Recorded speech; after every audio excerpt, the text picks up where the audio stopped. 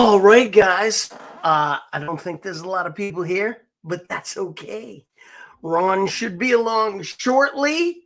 He will be joining us in a little bit, from what I understand. Tonight, wanted to go over a few things that have been going on with Disney and Universal this week as far as breaking news, rumor mills, the crowds for the holidays, and the trial and error that is um, Genie Plus right now. That has, from what I am understanding from people in parts, is tending to be more of a fail than a success, just because I think currently the crowds are so extreme. It is one of the busiest times of the year at Disney.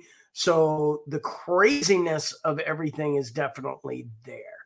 But first and foremost, wanted to talk about masks as they are coming back to Universal Studios. You now need to wear a mask in the queues and on all rides and in all indoor facilities at Universal Studios.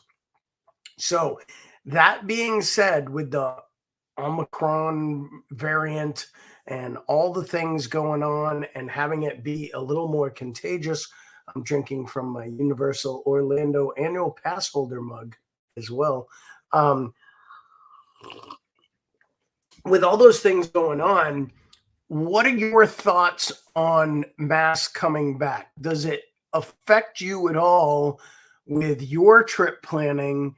Would you not come if there's a mask mandate? Does it make you want to come because you feel safer? What are your thoughts on it? I'm very curious as to what people are thinking and feeling in regards to masking, because as a travel agent, I have numerous clients that don't want to travel to Disney until masking is no longer a requirement. And then I have some others that, with the news of it coming back into play for Disney and Universal, they're interested in taking trips right now. So I'm curious to your personal thoughts. Good evening, Frank. Hopefully, Ron will be along shortly. Not sure. When I spoke to him earlier, he had every plan of being here tonight. But I wanted to kind of go over some of that with questioning your opinions on everything. I happened to catch a interview with the awesome Dr. Fauci the other day, who stated he believes masking on a plane could be a lifetime requirement from now on. It could just be the new norm to prevent the spread of illness and COVID. Just everybody mask on a plane, which mortified me because I plan to go to Hawaii and I can't imagine a 12-hour flight from the East Coast wearing a mask the whole time. I would just not enjoy that at all. So I would bring a big bag of chips and just constantly eat, I guess, so I could drop my mask down. But the other thing Ron and I had talked about wanting to discuss tonight are some of the things coming out of Disney. And hopefully, again, he will be joining us. But some of the rumors going on, and there's a couple of really juicy ones, juicy rumors. We love them. Rumor is that there is the possibility Bob Chapek will be replaced with Bob Iger once again come summertime. There are more and more chirpings about this from places that start to get more believable than the initial rumor mill had hit. Some of these voices are coming out of places that I have to say there's some validity to the possibility of this. That Iger could be coming back on board and taking over. The Chapek effect, or the Cheapik effect, as some people have called it, and trends on Twitter, um, is definitely real now. There are a lot of people that are very unhappy with the policies that have been implemented by Bob Chapek. And I understand, and I am smart enough to understand that he is still not the only voice in there, that people underneath him are suggesting things and doing things. But there are a lot of the Disney core fan base that are not happy with what Bob Chapek is doing. And it is unfortunate. Um, the other side of it is Disney's stock at the tail end of the year has come out to be one of the worst performing stocks in the Dow this year, um, given everything going on. It had one of the most significant drop offs. It was up over $200 at the beginning of, or at one point this year. It is back up to 155. However, what was the low? It got down as low as 142 in the last couple of weeks. And when you get down to $142 on a stock that got as high as 203.02 this year, you got to question stuff when you're literally losing 25% plus of your stock value. That is a big concern for Disney. And I think some of the decisions, and Ron and I kind of spoke on this stuff as well, that some of the things that happened with Disney this year, Disney kind of is so big that it has the attitude that we can do it. We're Disney. We don't care. And that is unfortunate, that they sometimes don't think with common sense and just believe they're so big they can do it anyway. One of the things I personally think their focus should have been on with Disney Plus was the fact that The Mandalorian had 2 seasons where it was the most popular streaming show on television. And they didn't push to get season 3 done. They let it lax. They let it fall back. And they were like, "Oh no, but Boba Fett will be okay. We'll put Boba Fett out." And is that really okay? I really feel like they missed something big with Disney Plus not continuing a yearly season with The Mandalorian. I know there were some contract negotiations. I know COVID happened. I know there was some grumblings with the actors and actresses and some of the staff changes. But still, that is your money the last couple of years. That is your big one. That to me should have been prioritized. As far as parks go, yes, you're extremely limited in what you can do. But while there are COVID restrictions, while changes are happening, to me, that's not the time to boost your prices 20 to 30%. I get that cost analysis is getting higher, cost of operation is getting higher. You have to pay people more to come to work. I also get that food costs are going up, electric costs, everything. Inflation across the board is higher. But if you did the statistical inflation rate of between 5 and 7%, and that was where you increased across the board, people would be more receptive to it. A 30% increase on your 7% inflation scares some people away, and it gets a little frustrating. I have friends who are pass holders in Florida that have been very frustrated with the fact that there is no pass holder availability over the last couple of weeks. The last 2 weeks of the year, I guess some people have had some luck getting day of reservations, but the reservations system, which is not going away, is still kind of a big headache. And Genie Plus has been creating issues that are really tricky. Genie Plus, uh, so for those that don't understand, years ago when you booked your fast passes, you got time windows, but you were allowed to book 3 fast passes. So what Tegan and I always tried to do is we would book, we would go to a park, say it opened at 9 o'clock, but early entry was 8 a.m. We would be at the park at 8 a.m. We would rope drop our favorite ride. So say we went to Animal Kingdom, we would be there at 8 a.m. We'd rope drop Flight of Passage at 8 a.m. We'd run over to Navi River. We'd do the Navi River ride by 8:15. We'd head over to Safari. We'd be in line for Safari by 8:30. We'd knock out the Safari and then maybe walk over towards Everest. By the time we got to Everest, we would try to book a fast pass for 9:30. That window would be from 9:30 to 10:30, or from 9 to 10. We would book our first fast pass. Then when we use that, you could either have only booked one fast pass and then go in and try to book another one immediately, or you could have booked all 3 of your fast passes from like 9 to 10 for Everest, 10 to 11 for Dinosaur, and 11 to 12 for Flight of Passage again, for example.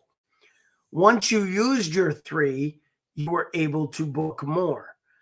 Now what they're doing is with Genie Plus, you basically book 1 and then you either use it or you have to wait 2 hours before you can book another one. And the problem they're having is that by 7 a.m., when the people on property are booking their Lightning Lane or Genie, Genie Plus things, you're getting times that are so late in the day. You're getting ride times at 7 o'clock. Slinky Dog for Lightning Lanes, 4 in the afternoon, at like 7:05 a.m. So you're not getting the opportunity to maximize your day the way you could with the old FastPass system. And I think people are getting frustrated because they feel as though they're paying extra for something and they still only might get 2 to 3 rides out of it. And then they're waiting in line. And it's just not working out kind of the way that it was supposed to. And that is a little frustrating. Frank, pass holders haven't lost all the benefits, but I will tell you, as someone who canceled our pass and went to Universal, Disney pass holders are taking it on the chin pretty hard for the money that they're paying out. And now, again, like the not currently selling passes and setting them up. And rumor is when they come back, they're going to be upped in price again, even from what they most recently were. And if that's true, I mean, Disney's just really kind of pushing the envelope where it is eventually going to break for them for a little while. I had spoken with Ron earlier this week, and we were talking about tonight's show and some of the things we wanted to touch on. And I really want to kind of pick at the shareholder reports when they come out for the last couple of years to be able to really analyze, like this year in particular, what was the pass holder, new pass holder or renewal pass holder? Like how many pass holders currently hold top tier passes at Disney World? And then I want to see how many pass holders hold passes for Universal Studios. Because my biggest wonder is how many people are Universal pass holders now that a year ago were Disney pass holders. I want to know how high that number's increased, because I personally know about 12 people who jumped ship from Disney to Universal this year. And, it is incredible to me that Universal really has become an on par organization. Now, that's where the little tidbit about the masks come in. Because now that Universal is requiring masks like Disney, you don't have to use a park reservation system, which is awesome. But this week and weeks similar to this, they are maxing out in occupancy, and you've got to be there early. So if you're not the early to rise and get there, there's a chance you may not get into parks to utilize them. But with the mask mandate being brought back, my curiosity is yeah, that's kind of where we are, Frank, too. But my curiosity is the people that bought passes to Universal, are you now stepping back until the mask mandate relaxes? Because I don't see it relaxing probably through Mardi Gras and spring break.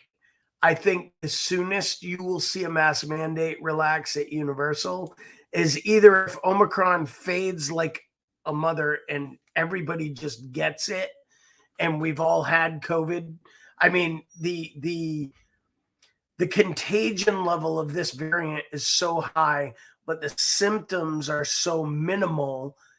This is an awful way to say it, but a nursing friend and I had this conversation. This could be the biggest blessing that COVID presents us right now, because there will be millions of people that are going to develop their natural immunity. And it could slow the spread, because people are going to have their natural immunity for a while, and it could really put a kink into COVID itself. And it's going to be interesting to see how it plays out. But I think a lot of people are going to wind up with COVID. CDC today dropped the quarantine time down from 10 days to 5 days if you are asymptomatic, and then 5 days of wearing a mask in public. That is going to be a CDC guideline. So that means airlines will be following that. Airline employees, which is why all the flights have been being canceled in the last couple of days. Flights are being canceled left and right because staff is sick and had to sit out for 10 days. And I think it's ironic that all this happened right now, because there is some political backing in this for sure, that the CDC drops this when they did, because staffing has been a huge issue for aircraft. There's been, it's just, the timing is kind of funny. But agreed, Omicron is less severe. I've had numerous friends get it already, that cough, sniffles, sore throat, little difficulty breathing, and they're back in business in 2 to 3 days. So I am very anxious to see how it all plays out. The Genie Plus thing, I'm looking forward to trying to get a day at Disney next year. I don't know when we're going to do it. Tegan and I both want to kind of wait till Guardians of the Galaxy is open and Tron. And once both those rides open, we want to go back to Disney and experience them. But I think until then, we will be continuing to focus our attention at Universal Studios, just because we have had such a blast with it. Universal is just, again, we've said it a million times, just on par. But again, my question is, do you go now if you have to wear a mask? Does that affect your opinion of Universal? Does it change anything? Or do you still find it easier to go to Universal because you don't need a park reservation? So please comment, throw into the comments your thoughts. If you watch it on replay, hashtag replay, and throw your commentary in. I know we have our friend from down under that will probably be watching later. Curious to her thoughts. And international travelers, if there's any of you also on here, curious to what your thoughts are with the requirements for testing and everything else, because there's now been problem with people meeting the testing requirement within the 48 hours because of lack of availability at testing sites. I've also heard that happening. And at-home tests aren't being accepted as official tests in some places. So you're also dealing with the headache if you had or have an at-home test or rapid test. It may not qualify you to make your flight requirement of a negative test result. So there is so much going on. And now they're talking about domestic flights in the United States may be required to have a vaccine mandate. So you may have to show proof of vaccination to board a domestic flight in the US, which personally infuriates me because it's just another way for the government to try to force people into vaccination, which I don't think they should be allowed to do. I think everyone in America, this is just my personal opinion, but everyone in America has heard enough about COVID at this point. We understand the risks, we understand the problems.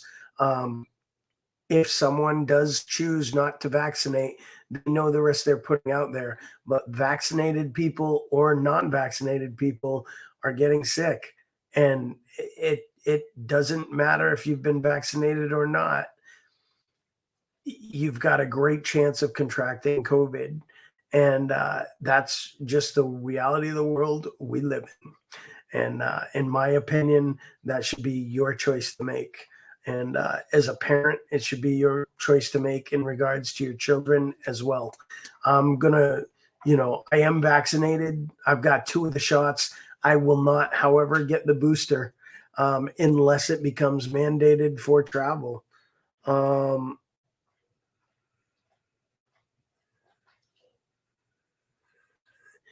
Yeah, Daniel, I can see that 100%. And, it's funny you say that because I have friends that have medical exemptions from mask wearing, and private properties like Disney and Universal have basically told them flat out, we don't care. If you want to come on our property, you will wear a mask. There is very limited understanding, I guess, from some of the bigger corporations. I do understand your point with that. For me personally, I don't have a problem wearing a mask. It covers up my beautiful smile, but it also masks my bad breath. So, like after I have 3 coffees in the morning and I'm standing next to you at Velocicoaster, I'm not going to haunt you with caffeinated coffee breath now. Now you're just going to hear my Darth Vader, and that's about it. I don't mind the masks. And I think the biggest thing that bothers me with the masking is that people continue to give cast members and team members a ration of crap about it. And I'm going to tell you flat out, if you were one of those people that comes down on a college age kid that tells you to pull your mask up over your nose and mouth because that's their job, and you are a jerk to them about it, you're the jerk. It is not the cast member or team member that has told 37,000 people that day to pull their mask up over their nose. The cast member's not being an ass. It's the people that don't understand that's the way you wear a mask and that's the way it's supposed to be done. And that is a requirement of the place you're visiting. Wear your mask, wear it right. Don't give cast members or team members a problem. If you're taking a bite of food, do what you're supposed to. Step off to the side, stop, find a fixed location, and eat your food. People using the food and drinking thing, both at Disney and at Universal, as I'll just walk with my mask down and take a sip at my drink anytime I see somebody walking up to me. You're not doing what you're supposed to. You know it, they know it, and just follow the rules. It's really not that hard. And if you want to go to a private property like Disney or Universal, you're paying to be there. Yes, you may feel as though you have some rights, but it is a privately owned place and they have the right to tell you exactly how you need to act when inside their facility. And you need to respect that. Or don't go. Real simple. You don't like following the rules, don't go. But here's the benefit of that. If you don't go, you're not going to get in a fight. You're not going to get banned. You're not going to get in an argument. There's people in there that I see that have gotten banned from the parks, trespassed, not allowed to come back. I've seen people this year make the no-fly list because they don't want to wear a mask. Now, when the mask mandate goes away, they've been trespassed. Guess what? They don't get to go to Universal anymore. They don't get to go to Disney.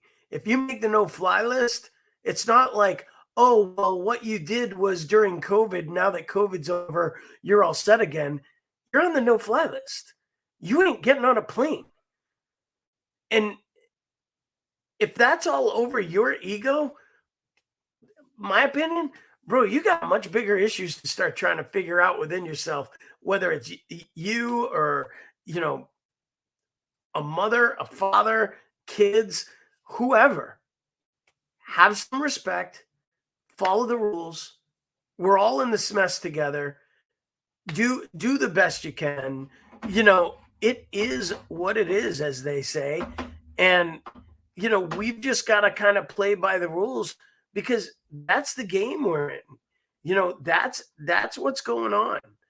And like at the end of the day, it eventually will happen. We will survive coronavirus. I promise. We will make it past it. And when we do, we can go to the castle. Yeah. Oh yeah. We can go to Epcot and we can go enjoy Hollywood Studios. And then we can go see the dragon at Universal and he'll breathe fire on you instead of breathing Omicron. I want to see him mask the dragon. I think they need to mask the dragon. They should mask all the statues in Disney. I think it'd be hilarious. Everybody should be wearing a mask. Put them on. Let's do it. And in reality, I'm just here to help. I'm doing the best I can. Any questions people have, please post them up. Make comments. Let us know as well. As I said, I don't know what happened with Ron tonight. He was supposed to be here. Clearly, he had something come up. But I've got to share something. I don't know how everyone's Christmas was. I forgot to ask because I was so flustered that Ron wasn't there. But I had a really good Christmas. I hope everyone else enjoyed their holidays. Got to spend some time with family, do some fun stuff. My Christmas gift this year, my mom asked me what I wanted. My mom lives in Florida in the winter, and they come home for like 3 weeks. But they're at their house, and she can cook. And I was like, Mom, I want meringue cookies, which are my absolute favorite. She makes these little mint square brownies. And I said, just make me a couple of really good desserts and hook me up. These little cookies are like styrofoam. It's meringue cookies. They melt and it's sugar and egg whites. Is pretty much it. And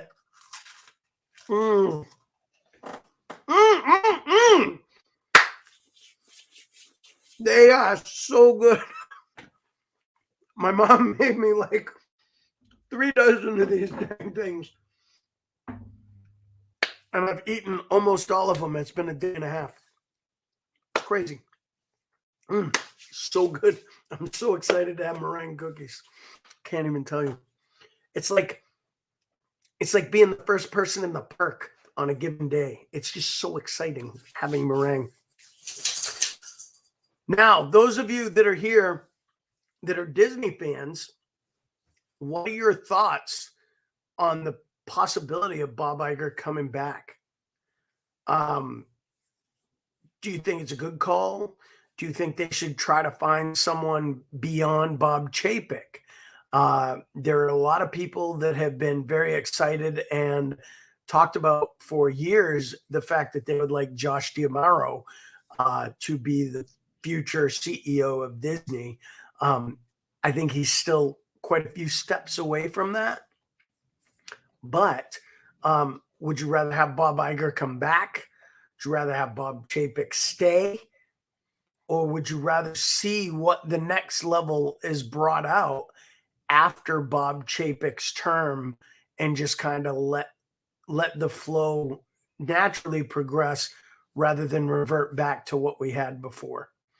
I'm really curious to what people think, because for me, Bob Iger had creative vision, and I feel Bob Chapek lacks that. And we have talked about it, that his background is financial and accounting, and he is a great bean counter.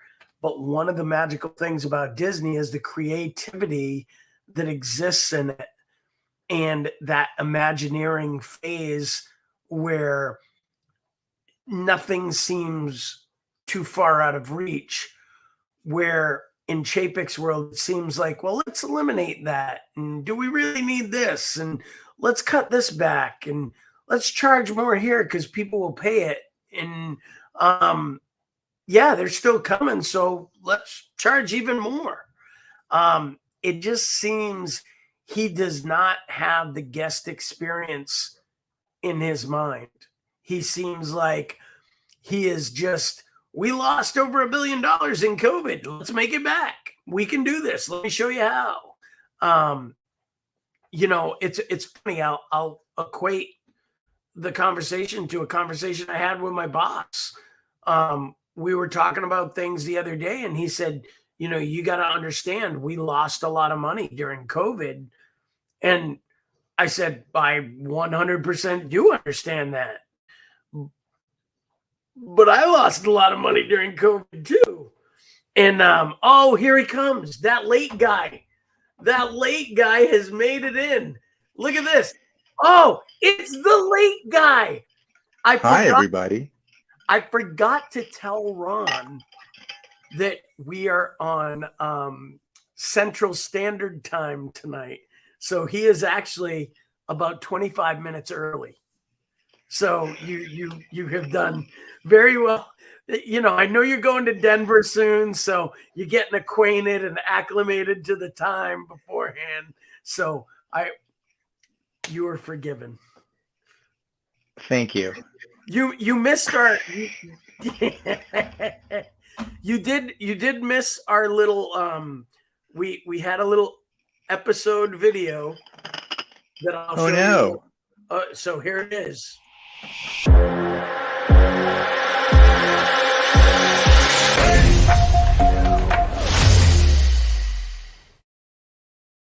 That's it. So I like the music. It's fun. It's ominous. It's foreboding. It's yeah. It's nice. You know what it was called? What? It was the Stuntman something, and I was like, oh, I have to pick that one. Oh, that's so funny. So it was like Stuntman Prepares or something, but that was the music we picked. Wow. So yeah, maybe I should use that for my reels, and I like that idea. There you go. The Stuntman Prepares. So we have touched a little bit. Well, I have touched on. Well, I mean, you're talking to people, so it doesn't have to be the royal or godlike we. It can be the collective. we got up to 6 people watching tonight. I love it. It was awesome. And then they realized it was just me and you weren't here, and we went down to -14. But I well, let's slowly get got him. Get him back. So I mentioned what we had discussed on the phone the other day, and we were talking about the mask coming back at Universal and Yep. how we thought that was going to affect business. What are your personal thoughts on the mask coming back at Universal?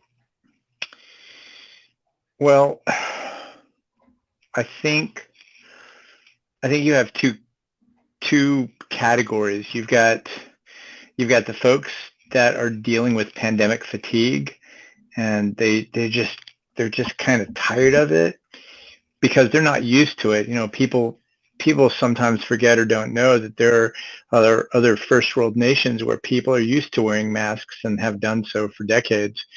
But you know, the pandemic fatigue thing can set in. I think the other thing, which really is more alarming to me, is the sense of entitlement. Oh, give me just a minute. So the reason for my delay was I'm dealing with a sick puppy, which I know you can fully relate. And it seems like yes, oh my gosh, that was perfect.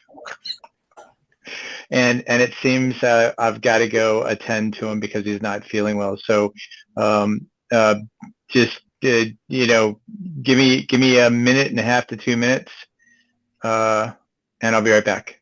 We will take care of things. I got Thank you, Ron. Go take care of the puppy. All right. So Ron obviously has a little bit of a ill dog situation, which I also deal with sometimes. I have 4 dogs here. But I think Ron brings up a really good point with the sense of entitlement. And that's why I was making the commentary I did about following the rules.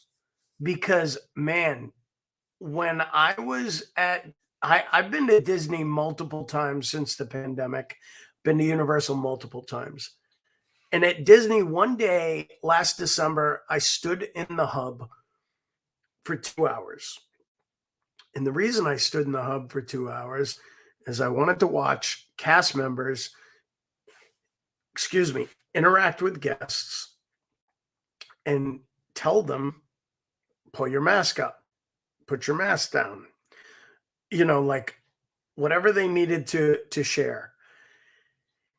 And guest after guest literally laughed in the face of cast members like, what are you going to do? You're going to throw me out?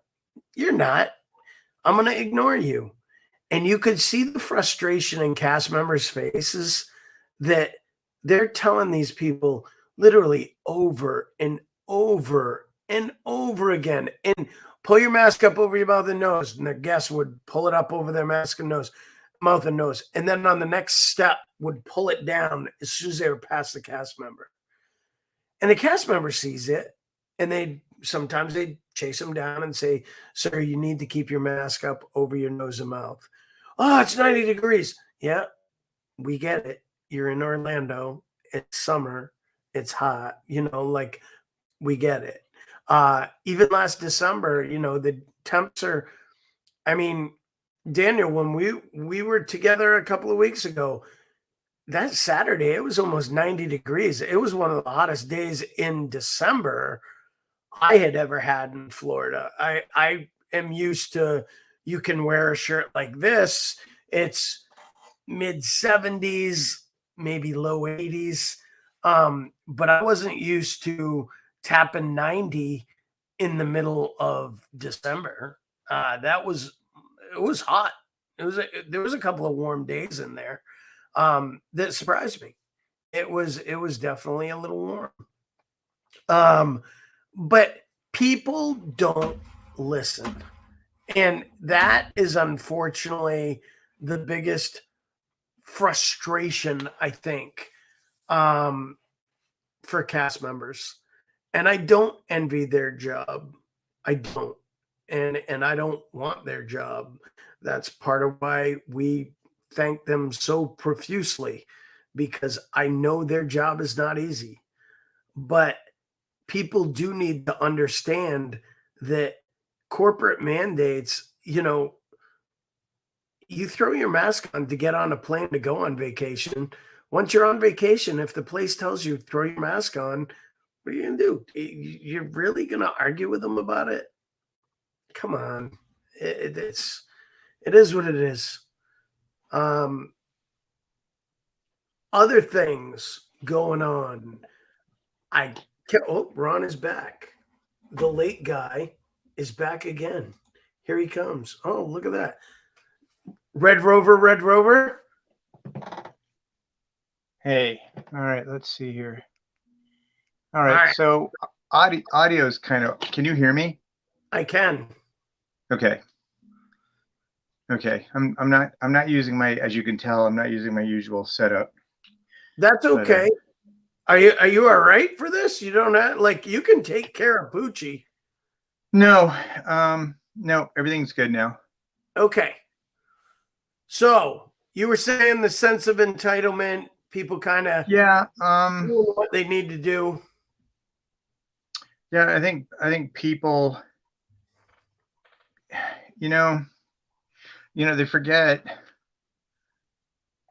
they forget when they buy a ticket to travel or they buy a ticket to go to a theme park. There's that fine print either on the website or the back of the ticket or both, and among those things, there's the expectation that you're going to conduct yourself accordingly or you risk being ejected.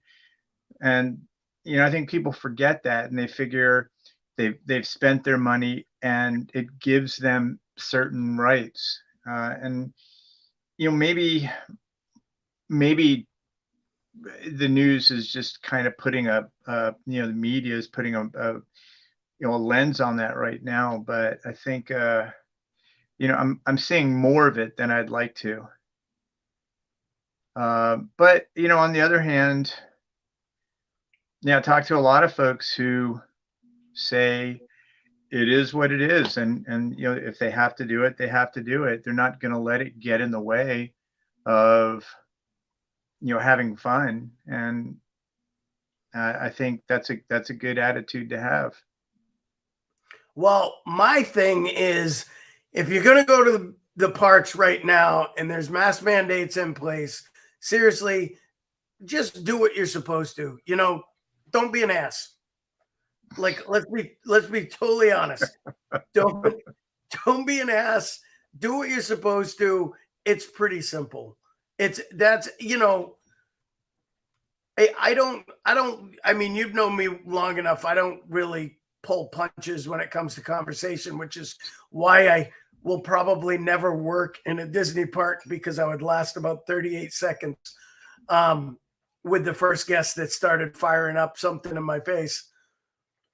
But you froze up a little there. I don't know if that's me or you. Is Ron still there? I don't know if he's there. But anyway, if you can still hear me out there, I don't know if we just lost Ron or lost everything. So hard to tell. But real talk, don't be an idiot. Just Ron or everybody? I have no idea what's happening, but can you hear me? Okay.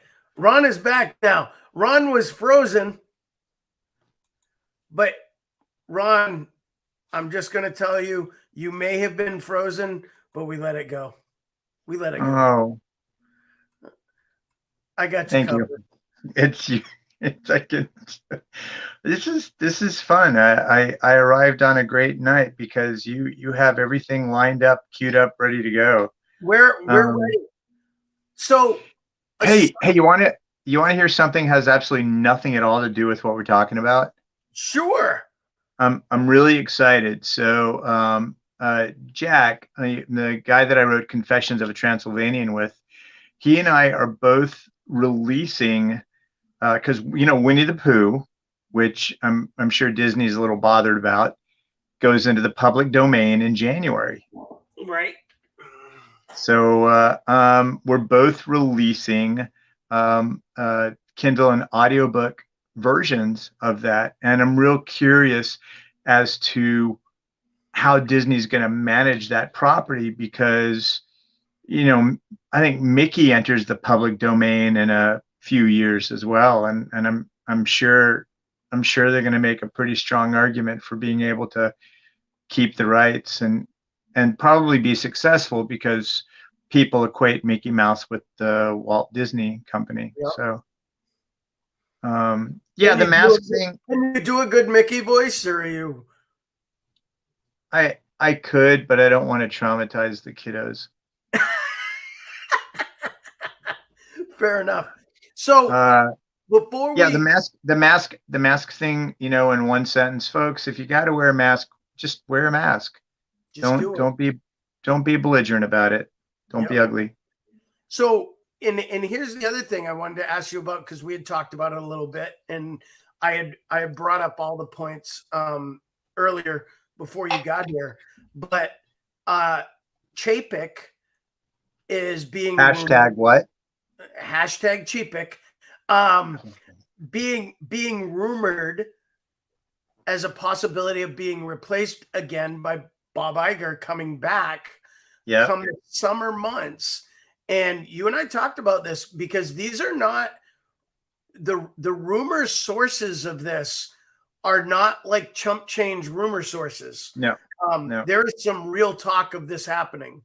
And what is your take as a former Disney employee that has seen some of the changes take place since you've left? What is your thought on Iger returning? I think if it happens, it's good for the company. It's good for the cast members. It'll be good for morale, and it'll be good for all stakeholders. I think the most problematic part of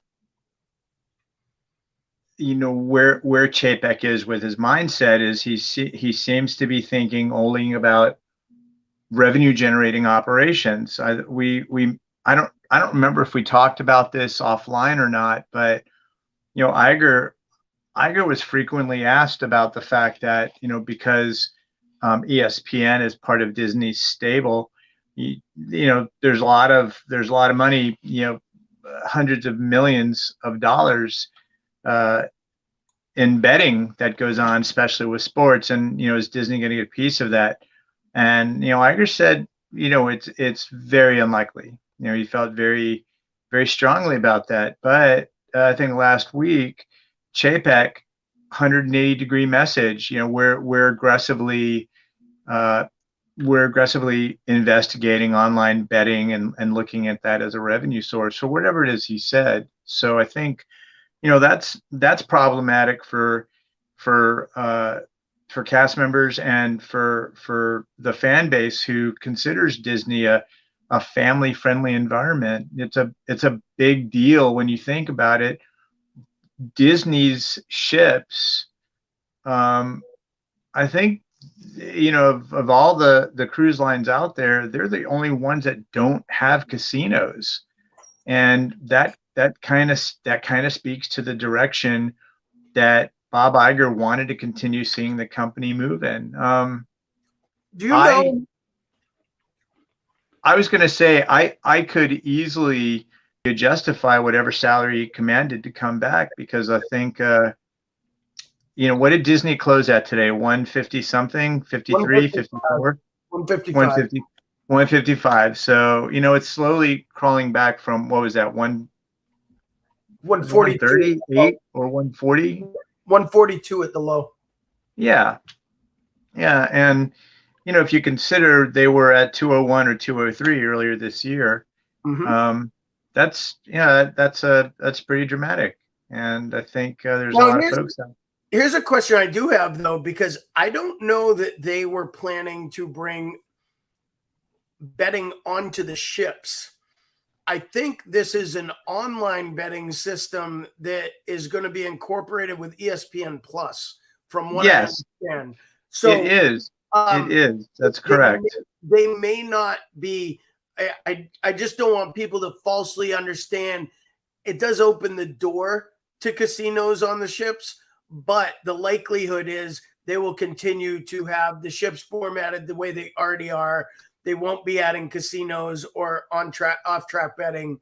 It No, would, but if you think about it just for a moment, it's a really, really short line to connect the two dots yes, between, correct, but they're just not even putting a casino on the ship, but they've got all the ships have pubs or sports themed bars, and correct, it would be very easy for them to have something like that set up right. because it's an adult venue anyway, even if there are kids there. So, it all of that remains to be seen. I don't know if you caught, but last week, um, Universal, if anybody out there keeps up with, Universal's social media presence, they're constantly poking Disney. And the most recent one, you heard about this, right? With the Imagineer.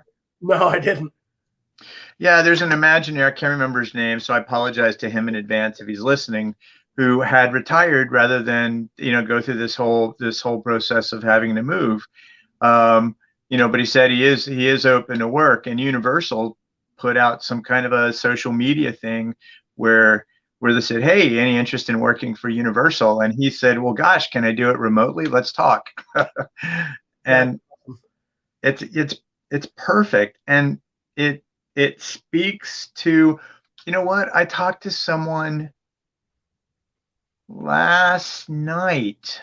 I talked to somebody, I can't remember who, but it was the same thing. They looked at Disney, they looked at what Disney was offering, they looked at the annual pass for Florida residents, and then they looked at Universal. And I said, "Look, my job is not to sell you, but this is what I did. This is why I like it. This is why I am blown away by the Universal product right now." They yep. literally, they sent someone in deep undercover and stole Disney's guest service playbook from 25 years ago. They really did. And we've talked about it. I mean, I know you were one of the people I know that decided to make the jump to get universal annual passes. You bet. And like, and I said earlier in this video, I have about 12 friends that have all made that jump in the last year from Disney, that, literally jumping from Disney, which is their place, to go to Universal because Universal is cost friendlier, has more availability. When you travel from out of state as an out of state pass holder, you have to know you're going to be able to get into parks. And right now, there's a lot of places that you don't know you're going to be able to get into parks. You Right. don't know how the park hopping is going to work. You don't know Right. what's going to change. My question is, if Bob Iger returns into the role this summer, is he capable of making it right? Or has Disney fallen so far back that it is now years of rebuilding? Like, how fast can they get back their fan base and customer base of diehards to say, hey, you know what?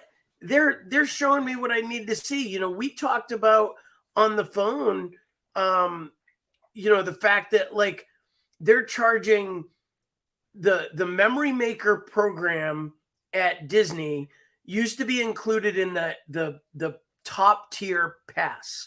So if you bought a top tier annual pass, you got Memory Maker included on your pass, and it was Yep. included for your family and friends in your list. If they went to the parks, their pictures showed up, no watermarks, blah, blah, blah. Now, not only is it not included in the $1,500 you've got to pay for your top shelf pass that isn't even currently on sale, but you have to add that expenditure.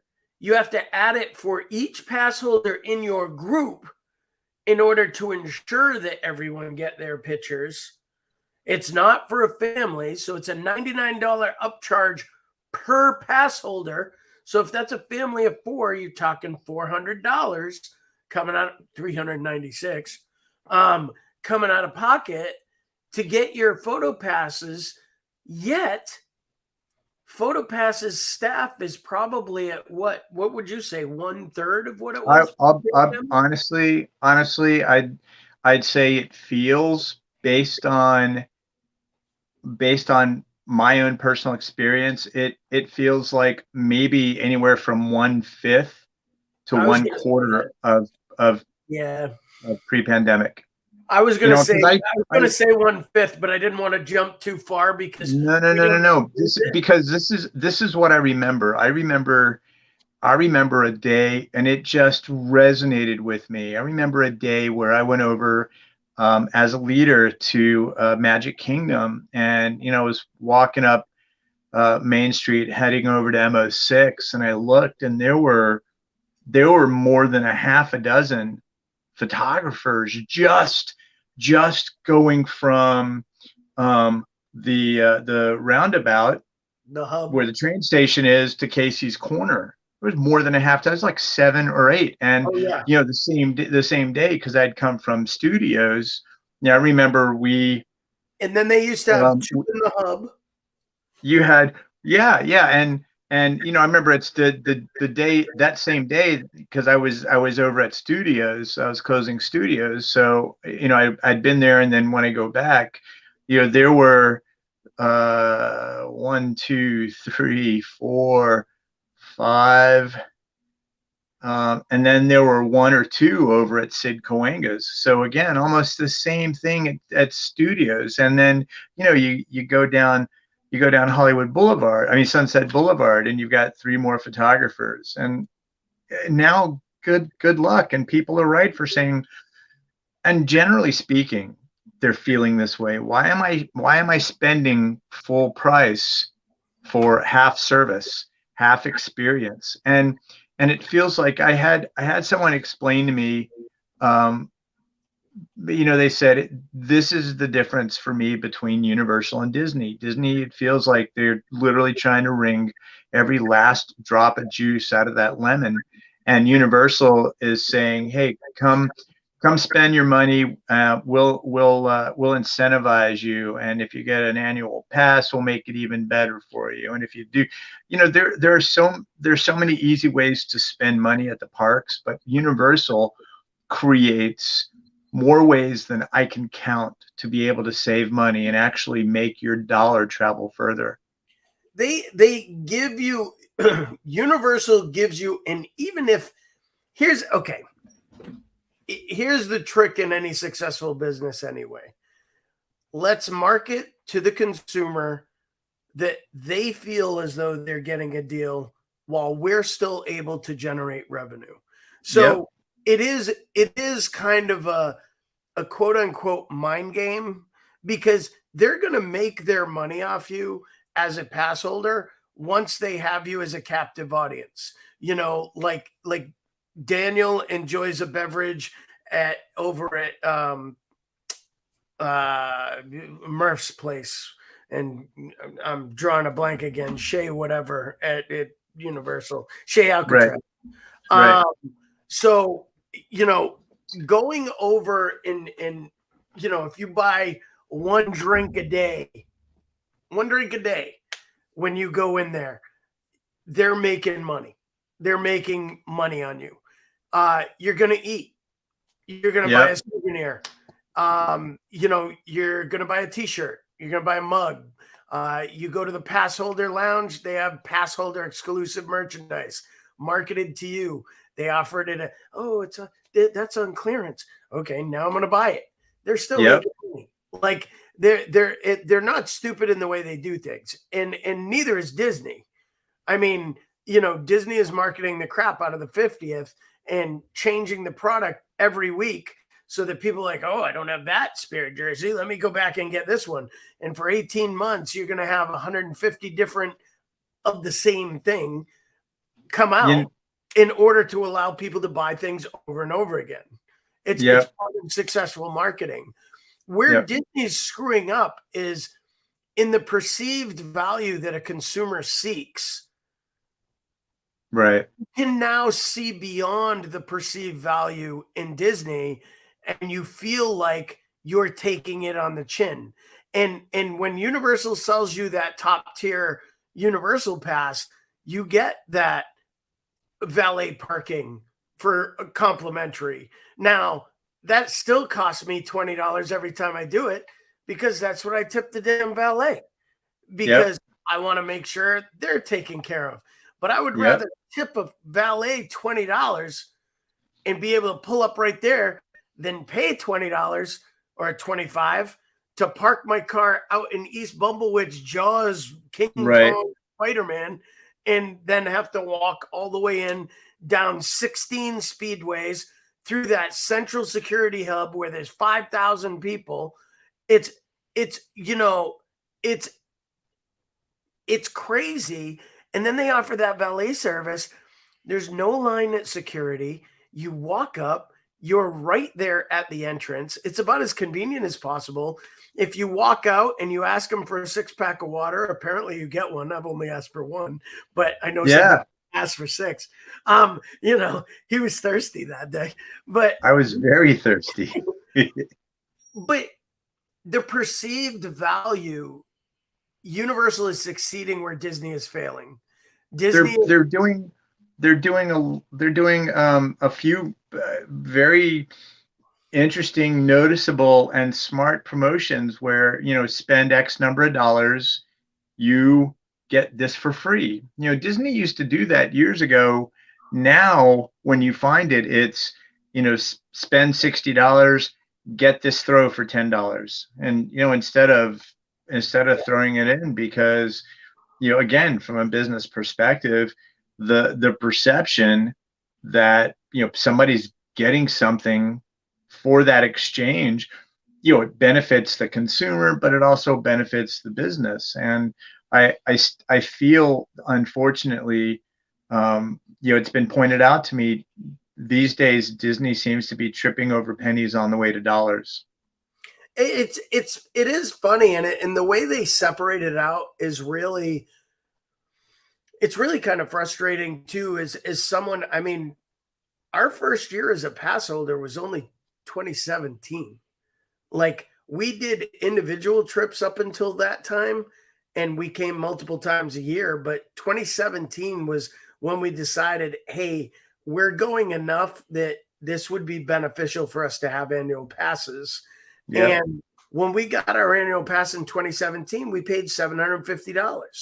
And you're only looking at the difference of, and this is crazy to me, but you're looking at the difference of high school, like 4 Yeah. years. Yeah. Now, in 4 years, their annual pass for an out-of-stater at platinum level has gone from $750 to $1,500. So Yeah. it has doubled in More than 4 double. years. Yeah. Yeah. And they used to offer a 20% renewal discount. Even the first year I got it, they raised the cost 25%. So the renewal discount brought it back, and you still paid 5% more than you did the year before to get the pass. So that perceived value was already out the window because you were already spending more than you did the year prior. If it was me running a business, I would raise the price by 15%, offer a 20% renewal So discount, let me and then at least I save $5-10 and feel like I got something instead let of me ask feeling you hurt. this. Yeah. And this was something that somebody pointed out to me, and I have no way of being able to validate it, but I'd love your impression. I was talking about the WoW tour when they were testing that, when they were doing R&D to see would people do this tour. And I think you and I had talked about it over at Epcot. 6-person maximum, 2-day minimum. I think it was 6,000 a day, something like that. All of this, please, folks that are listening, don't quote me. I could be way off the mark, but the interesting point was, someone who pays attention to these things and highly knowledgeable, they said to me, Disney is working on creating a caste system, CASTE system, a tiered system where they are developing more offerings for high affinity individuals who are going to come in and easily drop 5 and 6 figures on a multi-week visit because they want the very best they can. They're not taking away from the day guests. They're not taking away from that that family of 5 that has saved for 3.5 years to visit the park. They're really adding more for the people who they know are going to occupy the same footprint yet spend 10 times as much money. What are your thoughts on that? Because I feel, gosh, that everything seems to kind of point to that direction. Okay, so I think any business wants to have a tiered level of clientele because you're going to create a ability to attract a more complete market when you cater to everybody. So you are going to have your low end value resorts, your mid-level moderate resorts, you're going to have your deluxe resorts. They will probably eventually have a resort dedicated to that type of VIP experience. They will probably eventually develop a resort that is geared just towards that high affinity clientele that everyone spends $100,000 in order to be in that resort or whatever it is. I wouldn't be surprised if that comes. But I think any successful business is going to cater to all aspects. The one thing I think about Disney is that, people argue Walt's original vision was to have every family in America be able to go enjoy the park. And, he wanted everyone to be able to enjoy it. And now there are price points where not everyone can enjoy it. And Right. I'll be honest, starting in 1971, not everyone could enjoy it then either. Not everyone could enjoy it in 1955 at Disneyland. There were real that's funky. There were real aspects where people were able to enjoy the park, but it's always been a certain level of affinity, so to speak, where people have to climb up a little. So to your point, Disney has, and again, Brian mentioned earlier in the show, I'm not speaking as an official or unofficial Disney spokesperson. Disney has always worked to service high affinity clientele.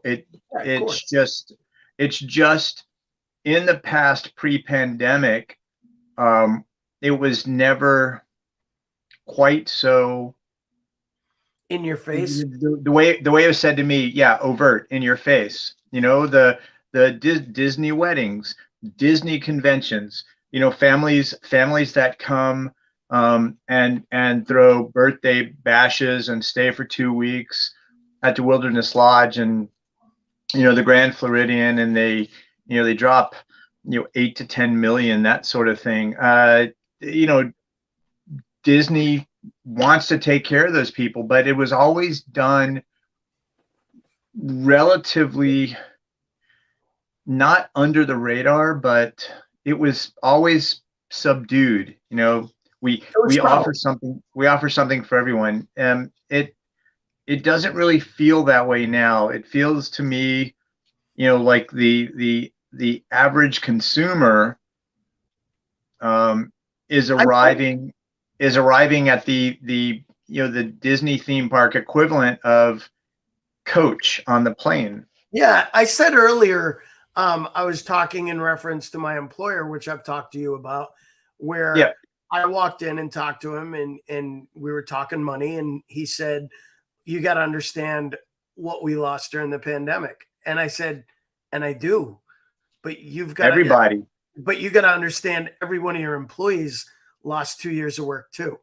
Yep. And, it doesn't mean you cut corners with your staff Nope. to try to make money back. And I think one of the mistakes Disney made is that even though some of it was, we've talked in other shows about equity actors, union restrictions, contract negotiations, all things that acted in preventing some of the cast members and staff from Right. coming back due to safety regulations, union specific rules, other things that just weren't being either able to be negotiated just due to space constraints or other things like green rooms that we had discussed for safety protocols, or there were just other union disputes when it came to pay, when it came to other things that Disney has always kind of been viewed as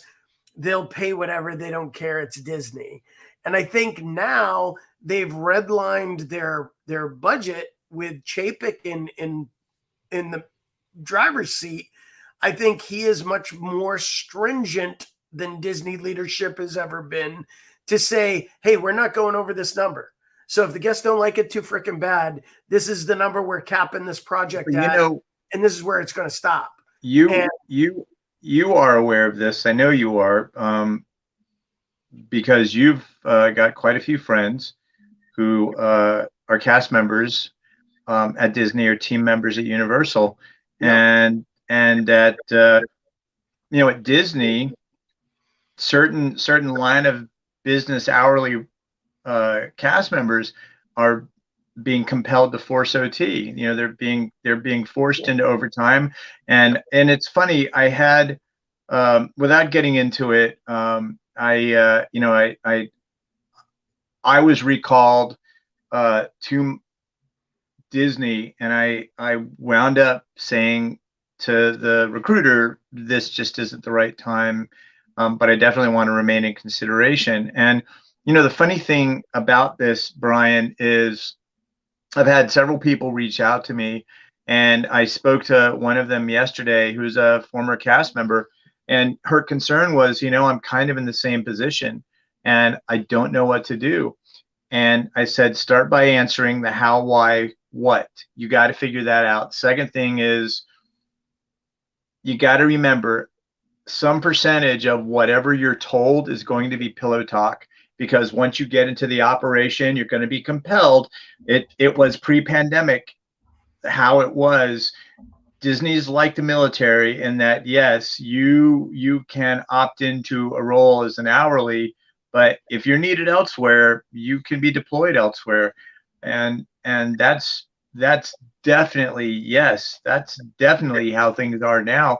And I advised her, I said, you may not love the job you have right now, but you love the fact you've got your free time. She's got a couple of vacations planned, and one of them is a dream trip that she's been wanting to plan with her husband for years and never could with Disney. Disney would not give her the time off.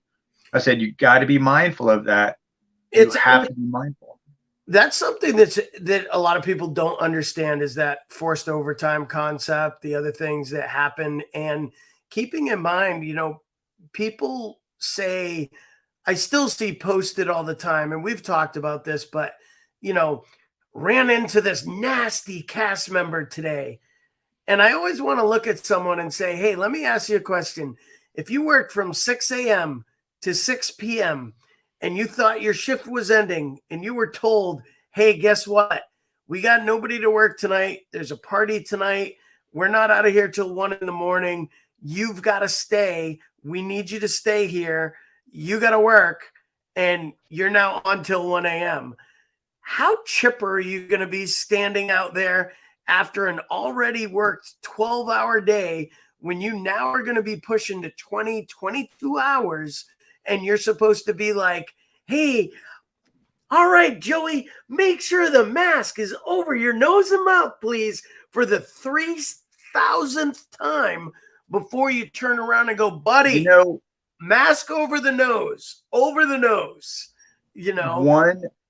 One thing that I was really glad to be able to do, a life lesson, wherever you wind up, whatever you're doing, whether it's work or play, To anybody listening, build relationships because they pay off in ways you can't possibly imagine. And I remember, 100%. one of the teams I was a part of, we wound up having to extend a bunch of people, and we didn't force them into it, but we made it clear we couldn't continue the operation as robustly if they didn't stay. Yeah. But what they didn't know was working behind the scenes to make sure for some of them it was going to be gap pay because there was going to be less than Yeah. 8 hours or 6 hours between shifts. So I told them, I said, that's the first thing you got going for you is you're gonna show up tomorrow morning already at time and a half going into double time. But the second thing, which I was really proud we were able to make happen, was we put several of those cast members up at All Star overnight so that they didn't have to go home. They had costumes they could get from costuming. And that, I will tell you right now, is a key point in quality leadership. And Yep. quality leadership, as you and I have also discussed, is deteriorating at Disney. It is deteriorating, sadly, because people aren't able to go back and enjoy what they once did. Due to staff shortages, due to forced overtime. I know for a fact, and I mean, again, this is not a let us bash Disney moment. This is real talk. And I the reason I love Disney. I believe in what the 100%, product does, but I'm 100%. I'm sad that this is what it's come to. But this is real talk for me. Like Yeah. when I ask you whether or not you feel Iger could bring it back and how fast could he bring it back, because I understand COVID is 70% of the reason for all the issues going on right now. Because had Right. COVID never happened, none of this concern happens. No, you're right. But now you have a level of entitled society, and Yeah. you were talking about the class variant in not the Omicron variant, the class variant in Disney, where they are now catering to the ultra elite more and more and stepping away from taking care of the everyday Joe. Not that the everyday Joe doesn't get a great Disney vacation if they can afford it, but the specials to rope you into it really aren't in existence anymore because demand is so high due to international folks being held from travel for 2 years. There is a backlog of international clients waiting to come, and they come for 2 weeks, 3 weeks. Disney could give two poops right now about all the domestic people because they've had a year to go and they've enjoyed getting their money. Now they're going to get international money for a while. And I hate to say it like that, but it's clear in the way that they're viewing things. That's their mindset, because none of the things that happen to us domestically normally, free dining, incentive programs, discounted hotel rates, all those things that, by the way, free dining, never free, discounted room rates, check the room rate the month before, because it's not discounted. It's all marketing ploys. But Right.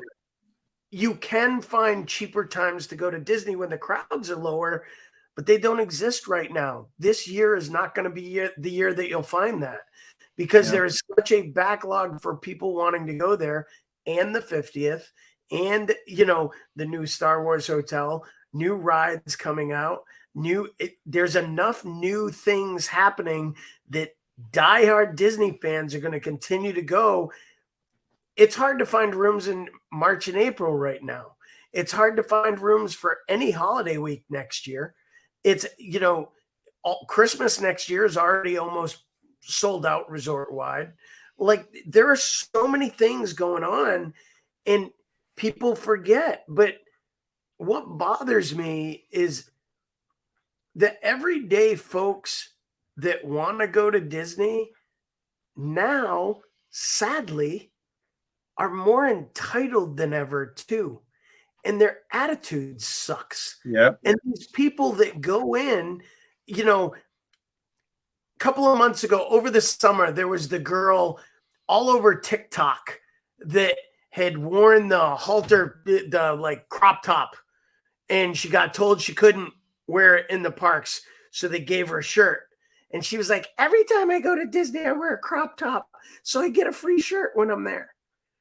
And she was pushing that was her game.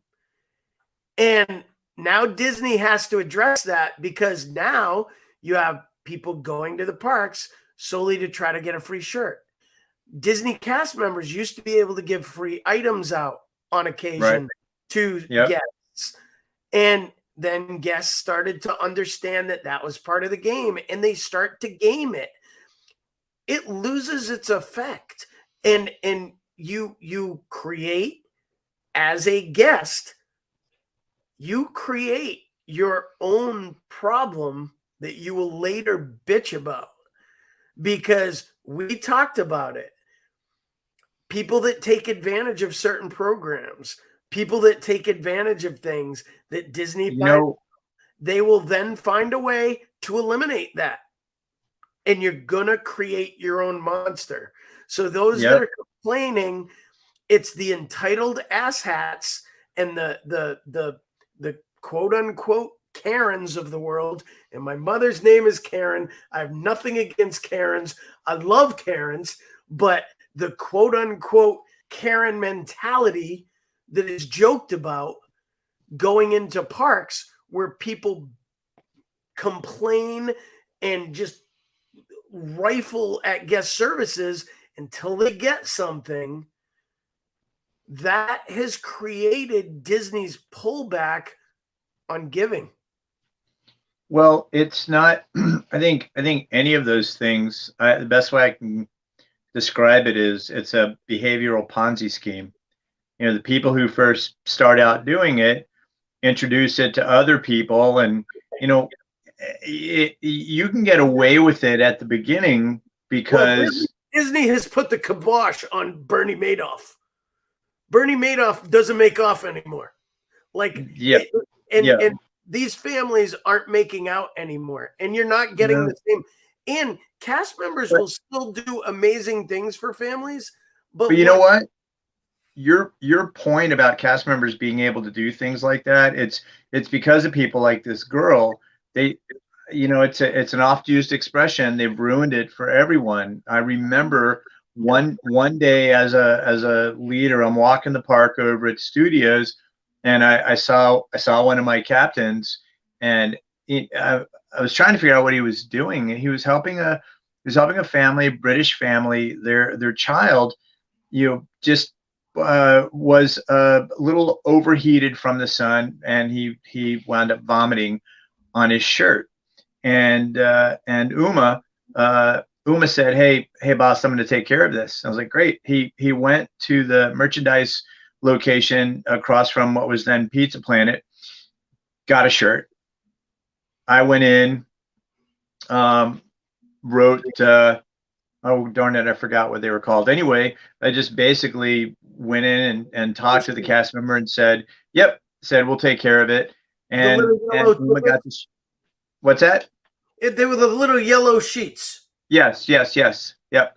And Uma got it. Uma got it to the family. He went backstage, grabbed a towel from one of the custodial closets, really just above and beyond. But he was able to do that because that's the kind of thing cast members were empowered to do before the pandemic. You know, it was a badge of honor for me. I remember going through traditions when I went into hourly operations as an attraction host, and learning, you know, if a kid's walking along and a seagull knocks his popcorn to the floor, just, you know, take him and his family and walk over to the popcorn kiosk, get him another popcorn, easy as that.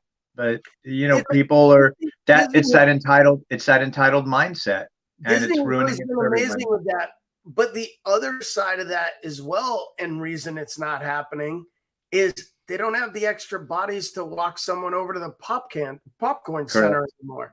Correct. Like, people need to remember that too. Part of the reason the magic is less is the staff isn't there to take care of things, and they have to function in the job they're in. Yep. This is a problem even Universal has, and I'll be the first to admit this. Yeah. Universal offers tours at a lot of the rides. They offer some really cool things. But if they're short staffed at any level, you can't do that because they don't have enough Correct. staff to take care of it. The Dr. Seuss, the Seuss World area has green eggs and ham. Yep. The day Daniel and I walked over with friends who were going to get food there, they had 2 people in there working. 2. Yep. They have 4 windows. There's only 2 people working. There's 2 working lines. There's a cook and someone taking orders. They cannot process stuff fast enough, and then people are waiting. Cosmic Rays earlier this year for the 50th, the weekend of the 50th, Cosmic Rays had a 2.5 hour wait for mobile order.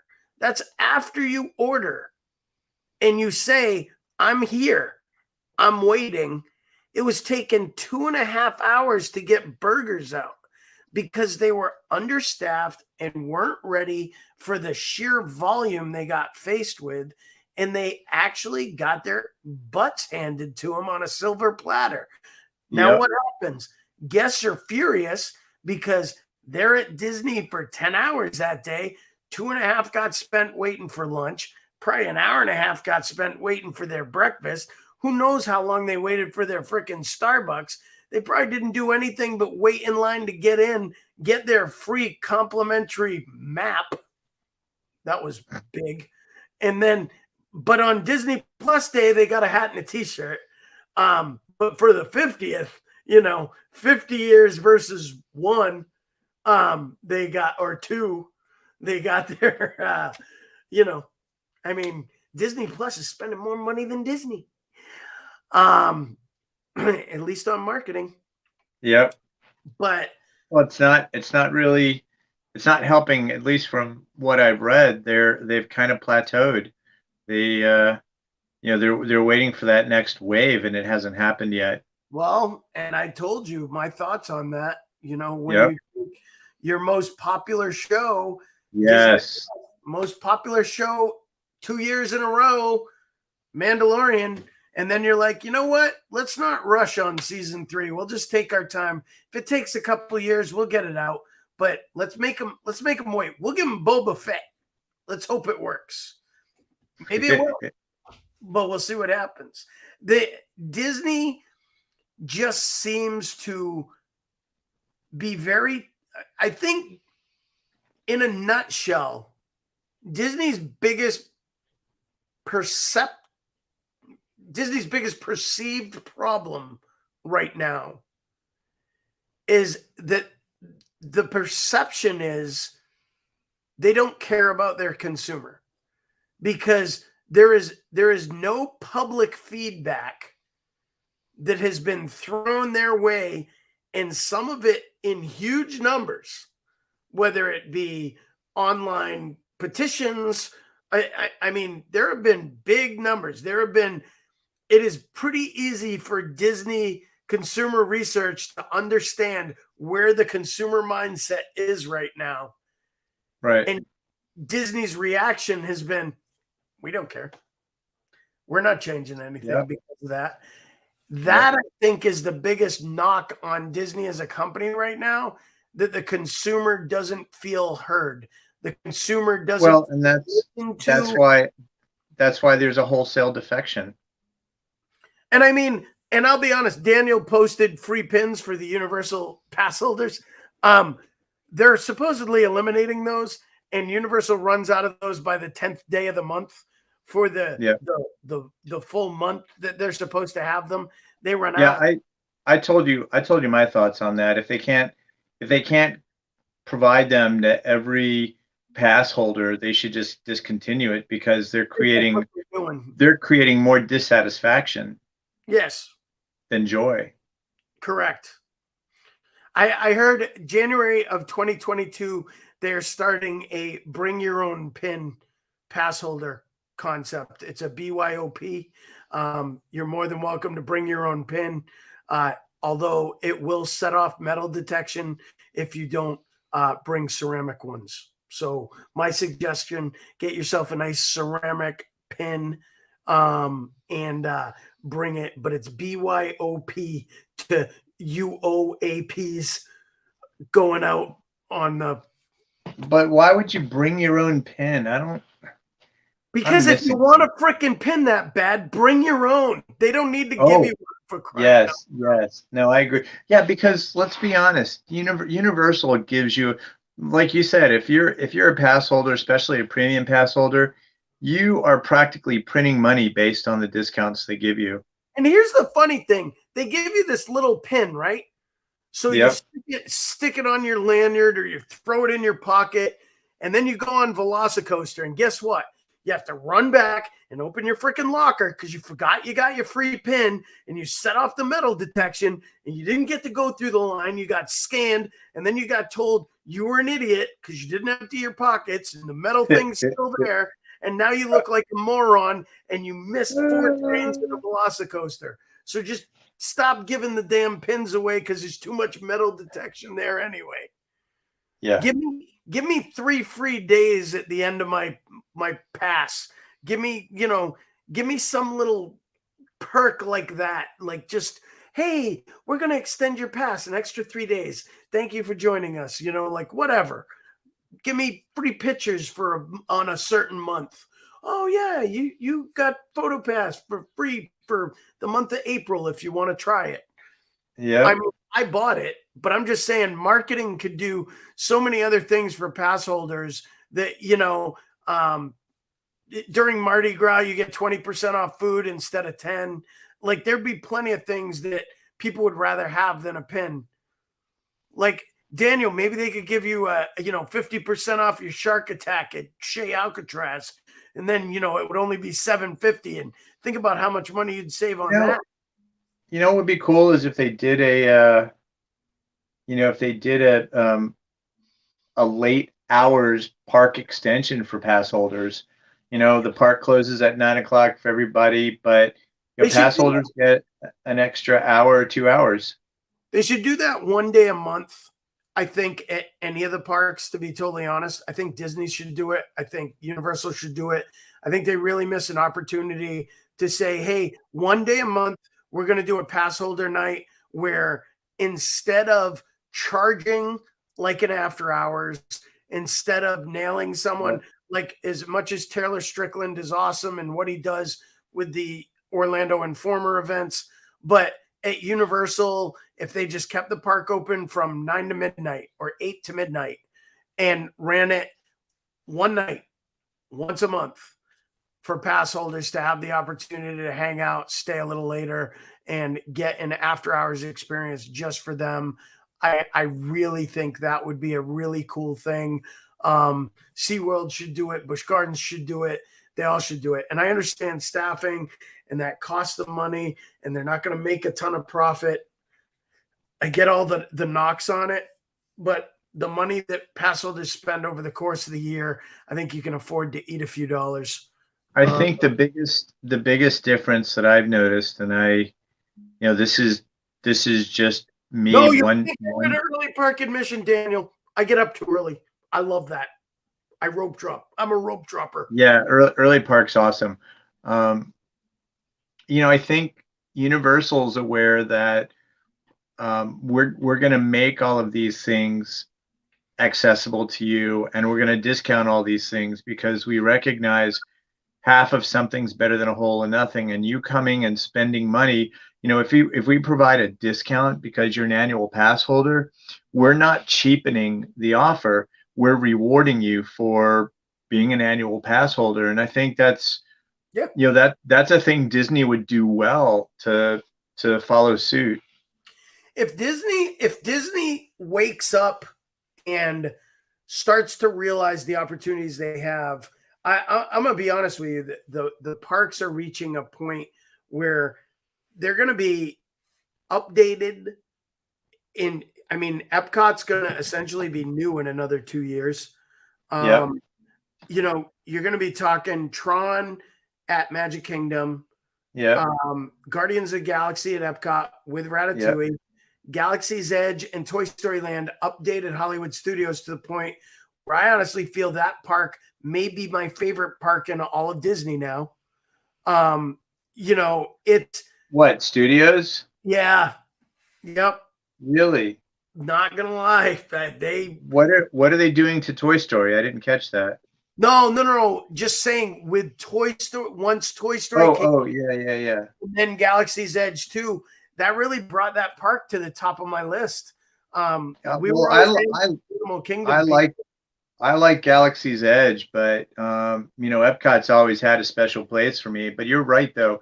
Future World is going to be, you know, brand new. You know, Innovations has gone away. They're building the new Moana land. You've got Guardians of the Galaxy. You have Ratatouille, which just opened up. Yeah, it's awesome. But you know, and I also like, you know, watching Universal. Their capital improvement involves, you know, we're introducing a new ride or attraction every year. And I think you and I were talking about fear factor, and what's going to happen. I had said it's going to get bulldozed, and it's going to be part of the Harry Potter expansion. And sure enough, somebody reported on permits being pulled Really? for demolition. Yep. Fear factor is going away, and it is not a decade too soon. But did they say whether or not it will be Harry Potter, or it's just They don't have to. All they have to do when they pull the permits is indicate what they're doing with the permit. right? And one of the permits is for demolition. Wow. Yep. The other permit involves, you know, when they clear the land, they're going to be setting up temporary trailers, probably to have, you know, these work offices to supervise whatever goes in next. So yeah, they're gonna expand that space. They're gonna add probably another attraction or another show. You know what Universal should do is add a, you know, my opinion, add a Harry Potter themed resort. I agree. Make the damn thing's entrance look like Hogwarts. Well, and I'll tell you honestly, if you did it, obviously it would be better served over near Hogwarts, rather than in Diagon Alley. But if you were to build a resort, it would need to abut either park and have its own entrance into the area. You know what the Grand Californian did at Disneyland with being able to enter directly into California Adventure. Yeah. Having that feature, we paid huge money to stay there, but it was kind of cool just for the 3 days we were there to be able to bounce right into the park. Yep. Disneyland Paris does the same thing with the Disney Hotel. You know, if they were to build something like that, they could easily, they've got this space back behind where where Fear Factor is. You know, they've still got a lot of room back there. You know, and as far as perimeter roads, you know, they figured that out. The perimeter road that wraps all the way around Universal Studios goes underneath what used to be the pedestrian bridge for the Hard Rock Hotel. Right. So I'm excited to see what's coming. It's crazy to me that I remember driving up in front of the Hard Rock and parking there to go there. Yeah. Like that City Walk just didn't exist. And nope. That's all crazy to me. That's how much they've changed is very impressive. But it was so smartly designed. You know, my hat's off to the engineers and the city planners that were involved in creating this megaplex of resorts and entertainment. It doesn't feel like they tried to shoehorn things. You know, Cabana Bay is expansive. I was I was talking to someone earlier today. They're looking at annual passes for himself and his kids, and he's like, "Oh, I don't know if I want to do a 3-park pass." And I said, "Well, that's entirely up to you." He's got one kid who loves water, the other kid doesn't. I went, "I'll be honest with you. The way they're designing the resorts now, it's not just a pool. It's designed to Yeah. have things like lazy rivers, and there's so much going on, so much going on. You don't notice the fact you're not dealing with the pushing, shoving crowds at a water park. One of the biggest sale features for us going to Universal over Disney was the fact that, like Disneyland, City Walk and both parks are within a walk of each other. Now that's Yes. going to change with Epic Universe because you are going to have to bus to it. It's going to Yep. be similar to Disney in the sense that there will have to be a shuttle to it. You're not just going to be able to be right there. It's going to be distance enough that, like Disney, you're going to have to transfer and move to another location. But right now, for their three principal areas, with City Walk and the two parks, and if you're staying at Cabana Bay, you've got walk-in access to Volcano Bay. So, Yep. the plus to staying there for me was just that we've got the valet service. Then you're at the parks. We park hopped. I mean, even the days we were there, we would park hop 2 to 3, 4 times. You're going back and forth over the course of the day because it's a 5-minute walk. It's so easy. And you don't even think of it as being inconvenient or really going, but it all feels like one place. And that aspect of Universal is just incredibly appealing to me. I Yep. think they do a great job with that locked in one-stop shopping, ability to go in and enjoy the parks. And I know They're doing a great job of not just presenting the illusion of a value added proposition. I mean, it actually is. You feel it in what you do, the discounts you get, the things that they make available to like you. really nice mugs. Nice. Nice. Tegan was very excited. She got get one, one. I don't mind. and What's I that? got one. I got one, and Tegan got one. And I Tegan like peeled it. the sticker off the bottom, and the next morning, literally came downstairs and was like, "Dad, did you use my mug? I took the sticker off mine. Why are you using my mug?" Starts yelling at me. I'm like, "They're exactly the same. Can't you just get the other one out of the cupboard and drink from it?" "But that one's mine." I'm like, "Really?" So I had to pour my coffee into another mug so she could have her mug. Yeah. That's 14-year-olds for you. Yeah. All right, guys, we ran real long tonight. The late guy came in, but hopefully we discussed some things that gave you some insight as to what's going on, how we feel changes could be made to make things a little better at both Disney and Universal, things that maybe you don't think of. Again, our hope is to try to point some things out that may not be the norm for you, that you can look at in a different way. And again, questions, if you've ever got them, post them in the comments, post them in replay, send the page a message. We'll try to answer the stuff for you later on. We'll try to come out and talk about it, no matter what it is. You want to talk Universal Studios, you want to talk Disney, we're here to help. It's all that easy. But at the end of the day, Ron and I definitely just want to thank all of you. And one segment we're going to add to the show starting next week, that hopefully someone will help us out with. We're going to start doing a mailbox segment where if you want to message the show and ask a question, we'll actually pull it out of the mailbox and address it. And it can be about anything: travel, expenses, making reservations, what you need to do, et cetera, et cetera. So we're going to also do a segment about your money, how you can save some, and our advice on best ways to take a little bit off your expense, or just how to make how to stretch that dollar and yeah, make exactly. it go further. Yep. And most of all, we want to be able to laugh and have some fun.